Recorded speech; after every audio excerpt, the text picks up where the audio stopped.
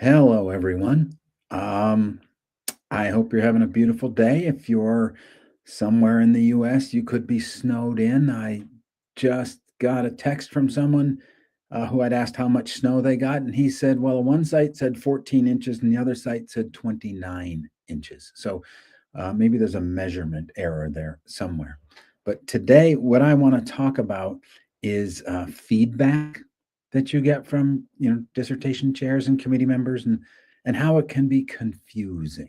Okay, when we're involved in writing, first of all, for our academic writing, for our first time, for many of us, we have to learn that this is a new language for us. We explain everything thoroughly and completely, feeling like we're even beating it to death, but we really want to be thorough so that there's no room for misinterpretation. So many times your feedback is going to be based on that. But the frustrating feedback that I know about is things like, well, give me more, or, go find more references. Excuse me. Well, you probably would have given them what more if you'd known they wanted more, or if they'd given you directions as to what they wanted. And the response many times is going to be, well, it's not my job to do this for you. You have to find it, because this is the way they learned. They were just thrown out and told over and over again, well, give me more, go find this, go find something unknown. And that's kind of what you get. So it's not uncommon to get vague comments. It's okay to ask. I don't really, what are you looking for?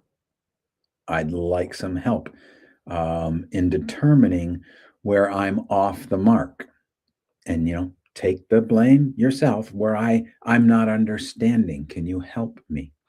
See if you can engage them that way. The Another area with this is inconsistent comments. And to me, one of the frustrating ones was, well, you've seen this document 4 times. Why are you now giving me a comment on this one section, where the first 3 times you didn't do anything on that section? In their defense, sometimes you don't see things because you don't understand how they relate to what's written. And when what's written changes over time, then that might mean other things need to change that didn't need to change ahead of time. So it's just something that can be frustrating. You want to try to engage people and find out more about what they are looking for. Um, this leads into, and a lot of this is all going to be tied together, difficulty in understanding what they're asking. They may say they want something, but it's hard to interpret what they're asking. And what might seem clear to them might not be clear to you. And what you wrote might seem clear to you, but might not be clear to them. So you want to try to, again, be explicit as possible. One of the things that's incredibly helpful here, and it does take another iteration step to get more clarity, but that is a change matrix, which is basically, hey, here's the comment, here's what was there before, and here's how I've interpreted it and how I have responded to it. And sometimes the response is, I've changed this to include X, Y, and Z. Or I have kept it this way because. So you don't automatically have to change. You do get to say, I've kept it this way because, and then justify why you've kept it at a certain place. And this begins the back and forth that is part of becoming a scholar. So, yes, you're sent out many times to wander in the woods and find things, but it's incumbent upon you to ask some questions because they're not used to providing direction or boundaries or scopes of parameters of what you should be looking for. But as you engage them more, you're going to get more information from them and more able to understand what they're asking for. Some of this comes down to not really understanding what's being required of you in writing a dissertation. Okay, yes, many schools have templates which give you broad outlines slash headings for sections. However, you have to fill in words there. And I'm going to use just chapter 3 as an example. Chapter 3 is the methodology, and I like to think of it as the recipe. Many of you have heard this. It's you want to make sure that you have laid out your dissertation in such a way that everything is there. Any scholar who comes along can replicate what you've done. That's important. So that means if you say, I'm going to recruit candidates, you then have to say who the candidates are, how you're going to recruit them, what steps you're going to take. Just like a recipe, it's going to tell you you're going to need 4 eggs, but where do I put the 4 eggs? Do I scramble them? Do I just add them later on? What happens to the scrambled eggs and when are they used? What happens with the respondents and when and how do you get them involved? So, understanding that academic writing is not meant to be a novel, okay? It's meant to be clear and concise and consistent. One of the issues that people run into is trying to be interesting, where they say, well, I've said it this way before, and now I'm going to say it a different way to keep it interesting. Well, when you say it a different way, it can be interpreted differently. And that's when you're going to get lots of comments about things. It's like, whoa, you said it this way on page 18, but over here on page 27, you've said it this way, and that's inconsistent. Excuse me. How are you going to, reconcile that? So you'll get a comment like, well, this is different. What that means is be consistent.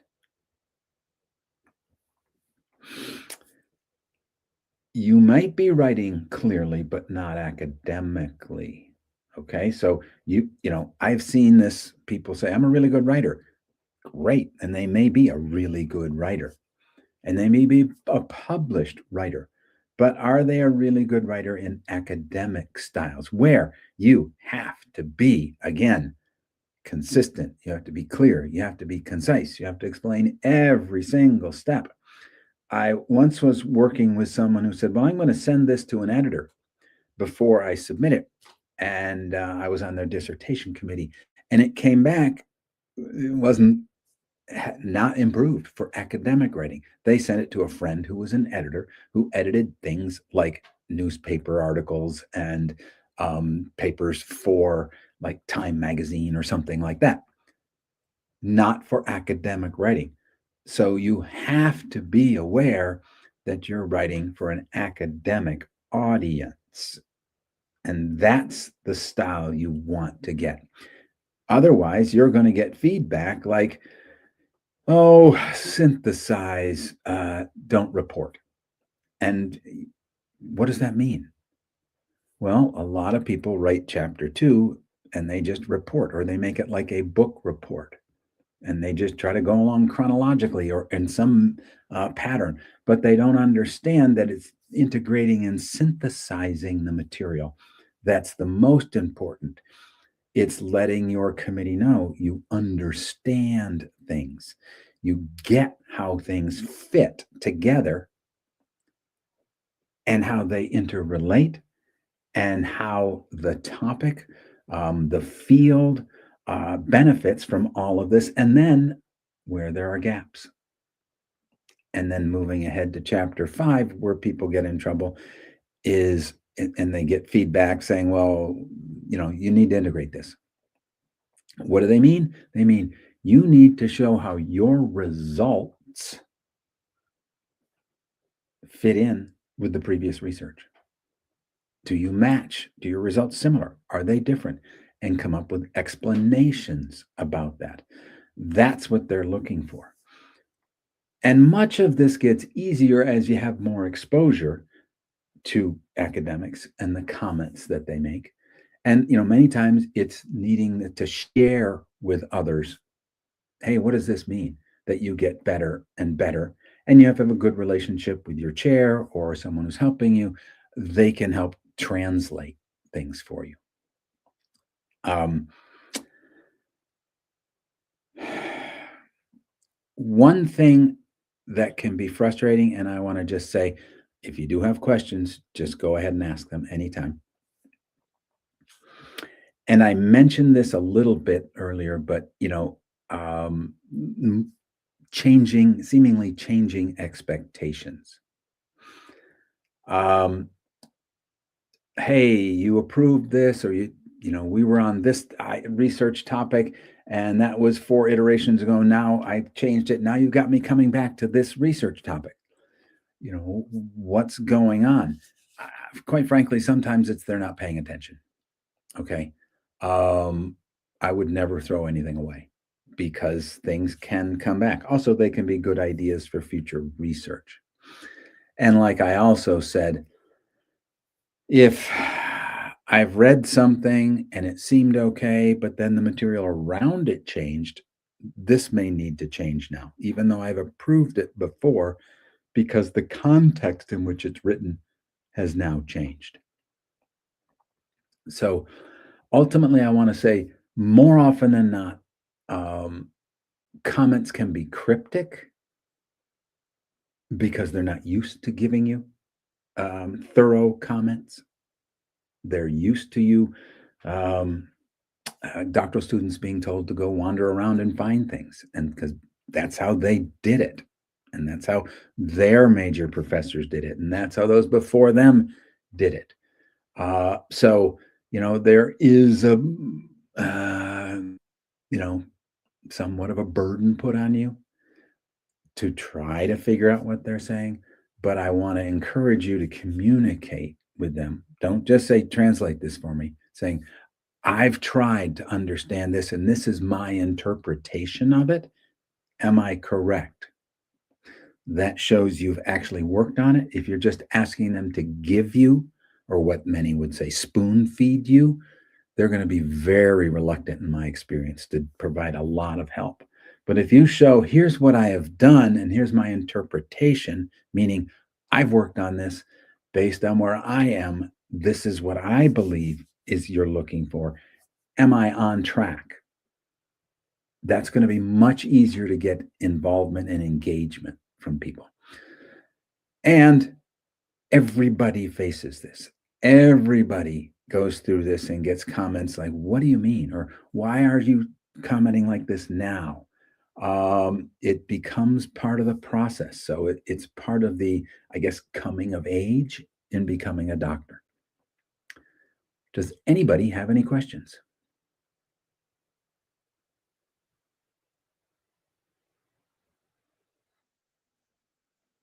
Sure.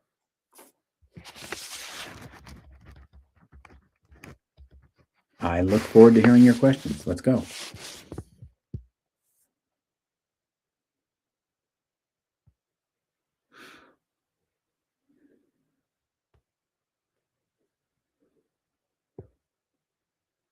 I think it was Harsha who said they had questions, but now you're on mute. So,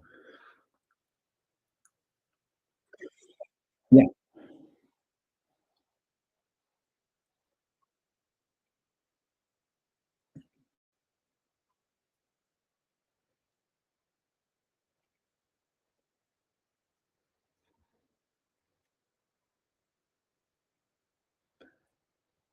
How much should I do? Broader impact versus technical depth. That's really going to depend upon the question you've been asked.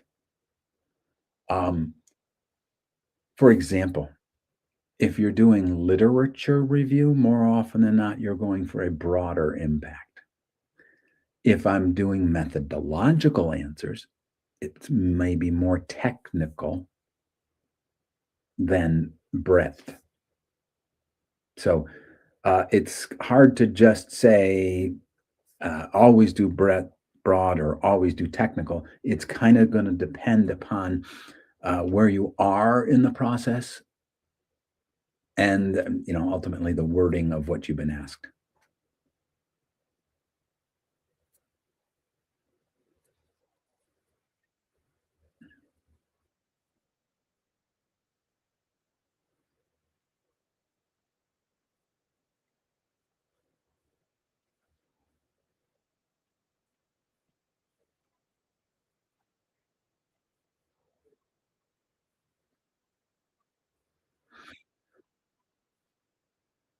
So generically, you're going to have to um, show some breadth. You're going to have to show how something fits, but you're also going to have to, and I'm just going to come up use the problem statement as an example. The problem statement gets down into technicalities because we're showing what has not existed, what has not been done, and proving that. Well, proving is not a good word, but demonstrating that through the um, demonstration of what has been done. So that's technical, which then leads us to what hasn't been done and leads us to our gap. But I am going to start. Typically, I'm going to start broadly and then work into narrow and more technical matters.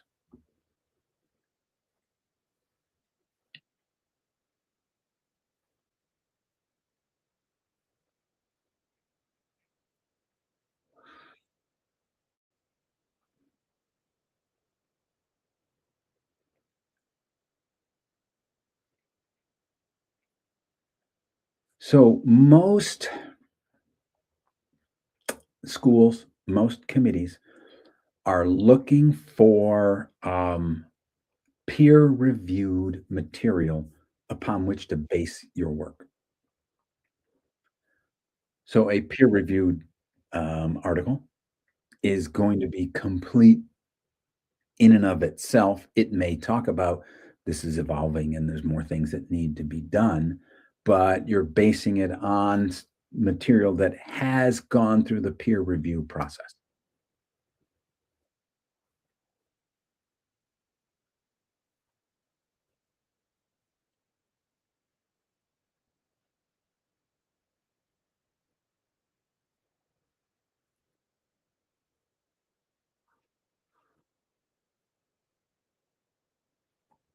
Common mistakes in what area? I mean,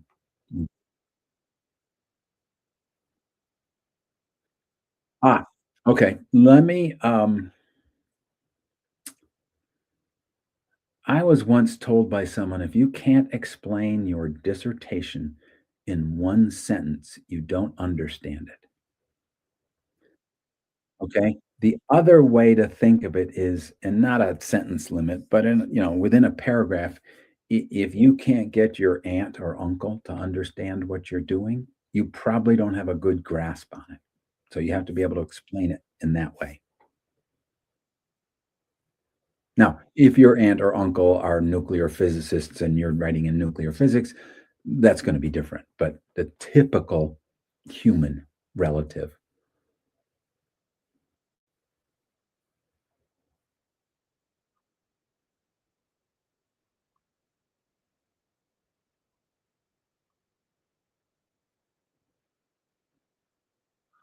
Mm. Well, yeah. Look, you're gonna have to come up with an idea, your gap in the literature, your problem statement. Okay, from digging in the literature. From there, you're going to write about it, and the process of writing gets you more familiar with it, And, you're right, it's practice. You practice at becoming better at academic writing. You practice becoming better at sharing this idea with others. And learn that sometimes if I'm explaining it to my aunt and uncle, I don't need some of the technical terms in there because that's going to confuse them for that level of explanation. But I can give it a level above that, maybe, that can give them a broad understanding of what you're doing.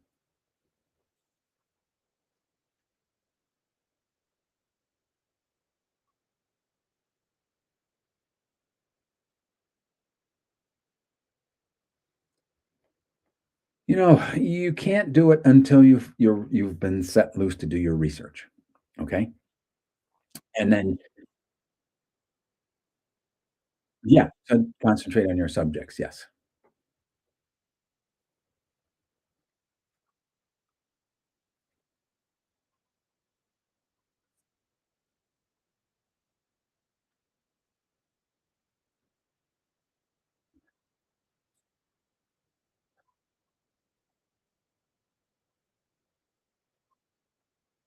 With with yeah, and every school handles the process leading up to the dissertation differently, okay? So, it's kinda hard to give one answer that fits everybody around the world at every different school.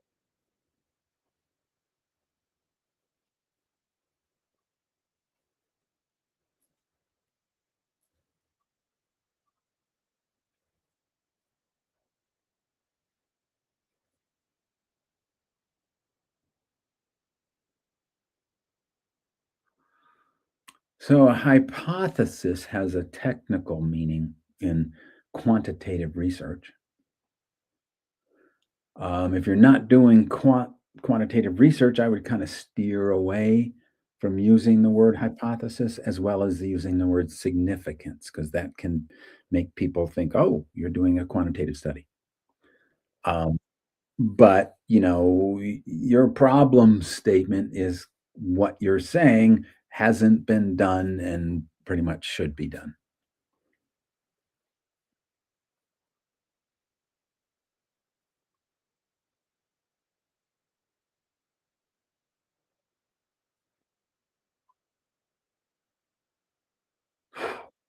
That admits to everything. Quite, in my mind, and this goes to alignment. You got a problem, then you follow with a purpose. The purpose is to get to the problem.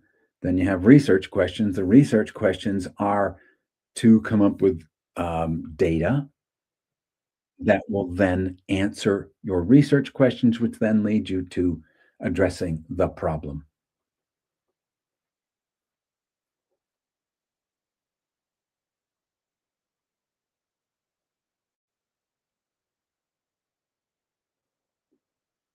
You know, you mean the contributions of your dissertation?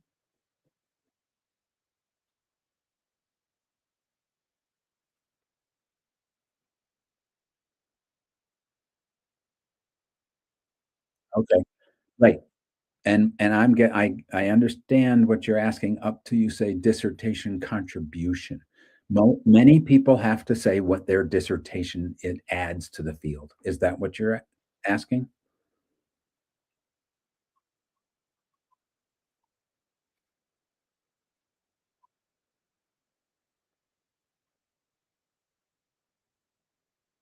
Ah, yeah. So, the ultimate answer typically is base it in the previous research. This came out of the research by Jones and Smith and whomever, and this is what happened, and the results, imply that, and here's how it can be applied. But you ground it in the literature and ground it back to the literature.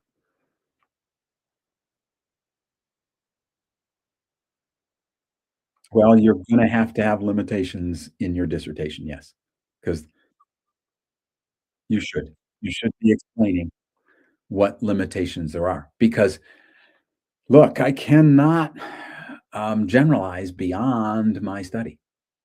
So I want to say what my limitations are. because otherwise things can be way out of context.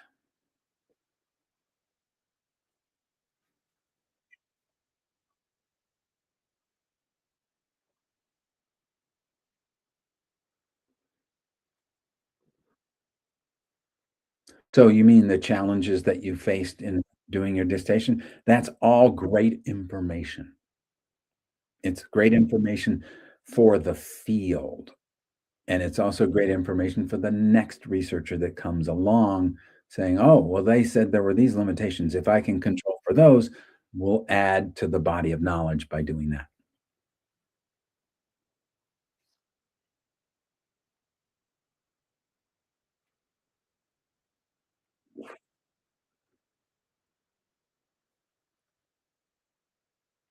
Well, it that one really is gonna depend on your field and what you've done, but ultimately, what it I guess ask yourself this question for the real world: "So what?" Okay, I got some results, so what? What does it mean to them? And that's what you write on.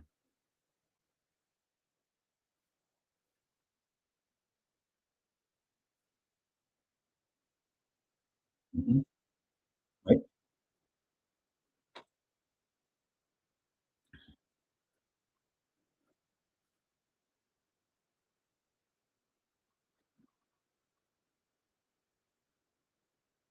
So, typically, a dissertation is not written for non-technical stakeholders.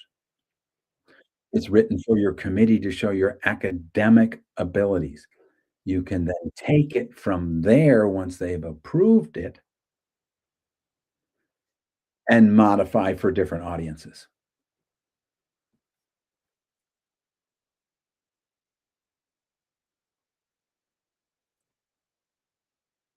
You want your writing to get the approval of your committee. Okay. I think we can do one more question. Hi, Lenore.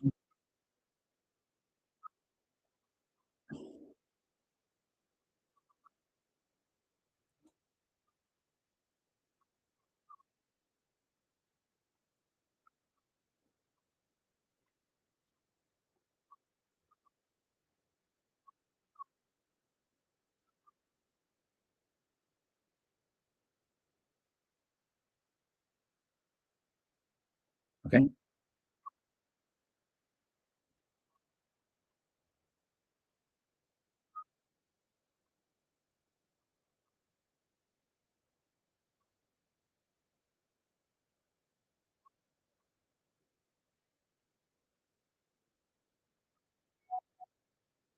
Mhm.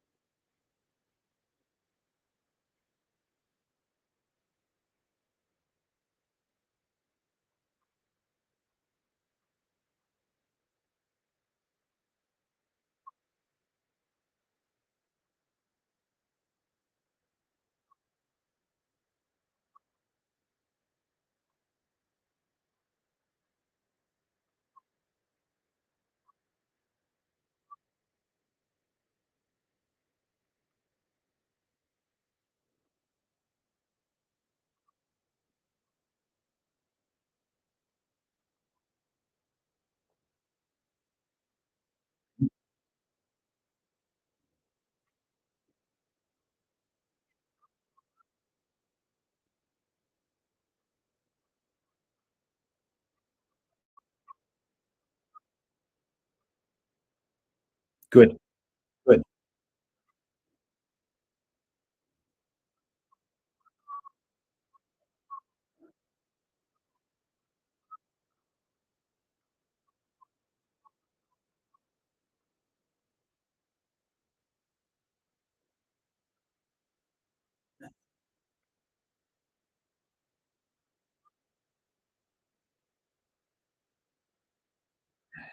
Yeah.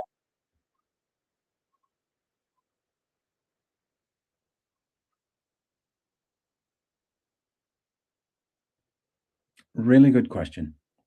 I understand where you are. I would say more often than not, a committee is gonna say, 8? No. Okay. More often than not, the committee's not gonna like 8. Um, 2, maybe 3 seems to be what gets people through. 1 is great if 1 will work. Now, I would look at previous work and see where they grounded their work in and use that as, some grounding, I guess, for your moving forward. And, um, to get back to what you said to finish this before you're senior, eligible, you wanna keep this as narrow as possible so that it can be finished, because one of my biases is that, the only good dissertation's a done dissertation. So, get it done, then go change the world when someone's paying you to change it. Yeah, you're welcome.